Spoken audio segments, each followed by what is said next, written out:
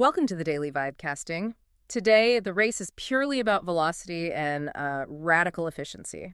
The newswire is just exploding with speed. It really is. Tesla's manufacturing revolution is accelerating with gigacasting.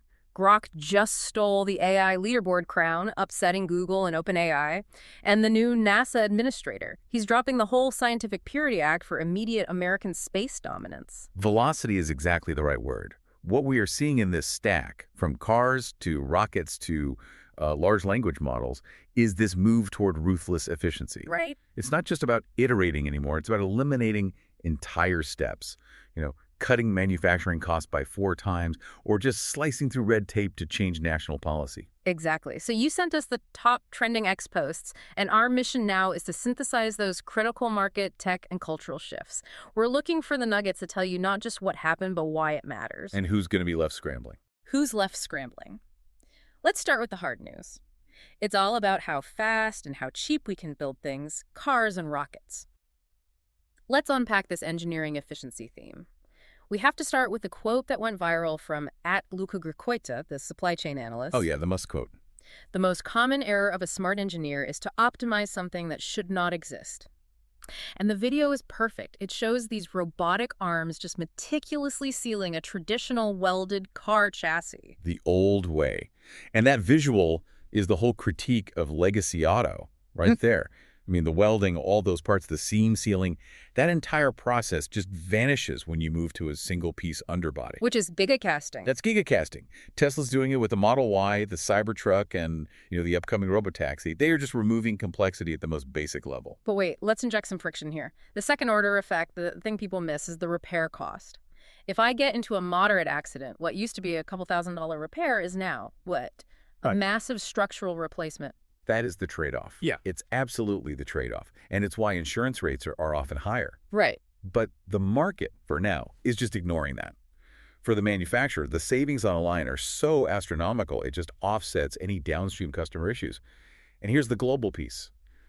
Over 80% of the world's billion-dollar-plus gigacasting machines, they're in China. 80%. Yeah.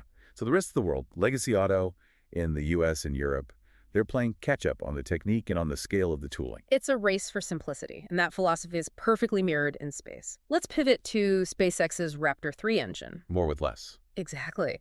The numbers coming from handles like at X-Freeze are staggering. We're talking nearly 1.5 times the thrust of the original Raptor 1, up to 280 tons force. But crucially, it's 4 times cheaper to make. And this is where the unit economics of getting to orbit just completely change. The core reason it matters is mass savings and reusability. How much mass are we talking about? That simplified design saves over 40 metric tons of weight per Starship flight. 40 metric tons. 40 tons. That's because of fewer connections, simpler plumbing. Uh. It's just a robust design meant for rapid reuse. That saving means more payload, less fuel, a cheaper trip. It's what makes the whole 100+ tons to orbit goal actually feasible. It makes the whole thing viable. Right. And for a Starship V3, which is reportedly using over 35 of these engines, that simplicity and reusability is just strategically essential. They're building a scalable engine, not some disposable museum piece. And we connect that right back to the ground. We've had cybercap sightings in Austin all week from handles like at Matthew Barge and at Sawyer Merritt. And the prototype, it still has a steering wheel and mirrors. Yeah, but those visible controls are temporary. That's just for the test phase. A safety measure. Exactly. What's fascinating is Tesla's core bet. A sensor-minimal design that relies almost purely on AI vision. They're betting against the bulky, LiDAR-heavy suites you see on, say, Waymo. A philosophical divide. A huge one. And they're staffing up for it. The Tesla career page now has specific sections for robotaxi, Optimus, FSD. They're serious about hitting those 2026 autonomy goals. This isn't a side project. Not at all. That theme of velocity brings us perfectly into the AI arms race. And hold the phone, this is huge. Breaking news from @Stribiaduch. Grok just claimed the #1 spot across all 3 open router LLM leaderboards. And in the programming category, too. In programming, completely upending Google and OpenAI. Did anyone really see this coming so fast? Well, it's a massive win for xAI. It validates their whole training model. Grok is processing, over 517 billion tokens a week? It's just consuming data faster than its rivals. And winning in programming is especially significant. It's the infrastructure layer. The model that wins programming dictates the speed of all future software development. But I have to ask the critical question, is this sustainable or is it just A snapshot. it's a fleeting moment? I think so. Yeah. And we have data that suggests the raw ranking doesn't tell the whole story. Right. The devil is in the creative details. Absolutely. Look at the comparison shared by Diego Cabeza01. The prompt was tough. Create a rocket launch animation in HTML, CSS, JS with, heavy smoke and slow acceleration. And the results were a huge reality check. GPT 5.2 scored a 9.6 out of 10. Smooth liftoff over 600 lines of code. But Grok 4.1, despite its high ranks, scored a 2.8. It rendered a basic triangle for a rocket with almost no smoke. Wow. It just shows that general programming skill doesn't equal creative coding excellence. These models still really struggle with complex visual details. That's why this community benchmarking is so valuable. Okay, so moving from creative code to education. The textbook killer. At Hassan Toxer highlighted Google Research's Learn Your Way tool. This thing is amazing. It uses a model called LearnLM to transform any PDF, a textbook, a research paper, into 5 personalized interactive formats. Audio, mind maps, quizzes. And the trial data showed a 78% retention rate versus 67% for a standard PDF. That's an 11% boost. It's a tectonic shift. And the real power is the personalization. It adapts the material to you. If you're interested in sports, it'll frame math problems around baseball stats. It's a huge aha moment for education. So the wait list for this must be Absolutely nuts. Traditional publishers should be terrified. So if software is getting radically efficient, let's look at hardware. At Pascal Burnett highlighted a Japanese robotics innovation, this 3D printable spherical gear system called a Binix. This echoes that same Raptor engine philosophy. Component simplification. It lets you create these really flexible 3 degrees of freedom ball joints, think of your shoulder, with 3D printed parts that are 50% lighter than traditional ones. So what here is democratization, right? Precisely. The concept isn't brand new, but it's going viral now because additive manufacturing is becoming so important. When you can 3D print a complex joint, you don't need expensive, high-precision machining. It opens the door for everyone else. Exactly. Complex robotics starts moving out of the multi-million-dollar labs and into small-scale manufacturing. Let's shift gears to culture and policy. We see that same mentality of speed and dominance in geopolitics, starting with space. The new NASA administrator, Jared Isaacman, that's at NASA admin, made his first post. And it was a definitive statement. Very, affirming U.S. space dominance. This is a clear, almost mercenary policy shift. Isaacman's priorities, lunar return, nuclear propulsion from Mars, it all explicitly ties space exploration to national security and economic value. Pure science is taking a backseat.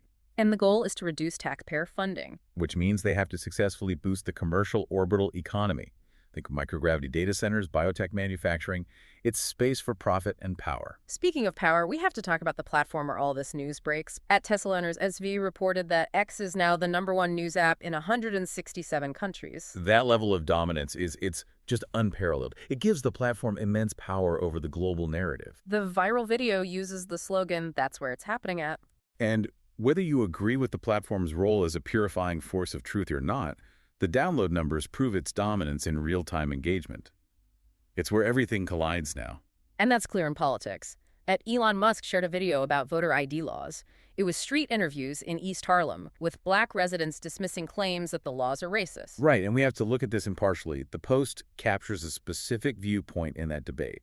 And if you look at the broader data, a 2022 Brennan Center survey found 91% of black voting-age citizens already have a photo ID. So the post frames the perspective. That these laws pose negligible suppression risks while enhancing election integrity. That's the viewpoint. And the platform is where these powerful contrasting narratives now gain visibility. Okay, let's move from dominance to the backlash against it. The digital friction economy. At Krish.dev highlighted the Instagram CLI. This is fascinating. A terminal app that just renders your Instagram feed in text or ASCII art. The goal is simple: add friction to stop you from doom scrolling. It's a perfect second-order effect of social media saturation. We're now developing tech specifically to make consumption harder. And it works. The study cited showed it cut usage time by 18% among teens. You strip away the visuals, the dopamine hooks, and you force the user to consciously read. It breaks the cycle. And we see that same drive for authenticity in the backlash against generative AI. 2 key moments here. First, from at FR3NKD, Creators are now adding disclaimers No generative AI is being used. to prove it's real. It's a skill flex. It's validating the human origin. And that connects directly to the post from the developer of the horror game Super VHS. Right. Modeling a hyper-detailed cardboard box that's only on screen for 30 seconds. That is the ultimate celebration of exhaustive human dedication. It's pushing back against easy AI generation.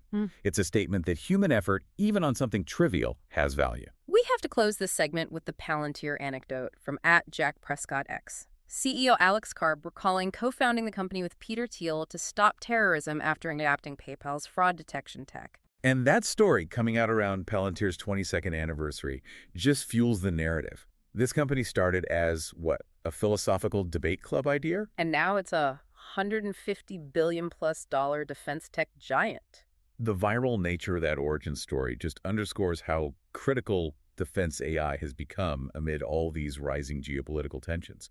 It's the ultimate story of velocity applied to national security. We've covered a ton of ground today, but it's all unified by this theme of velocity and radical simplification.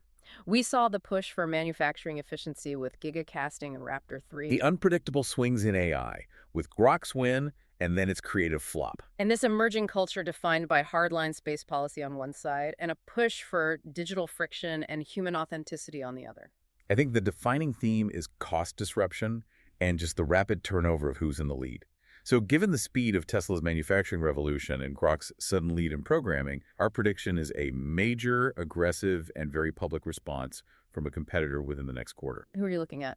Either a legacy automaker, maybe a Ford or GM, announcing a massive pivot to gigacasting, or a competing AI giant, like Google or OpenAI, releasing a benchmark killer specifically to dethrone Grok. The stakes are just too high for anyone to stay silent for long. That's a solid prediction. Thank you for guiding us through this deep dive. Always a pleasure.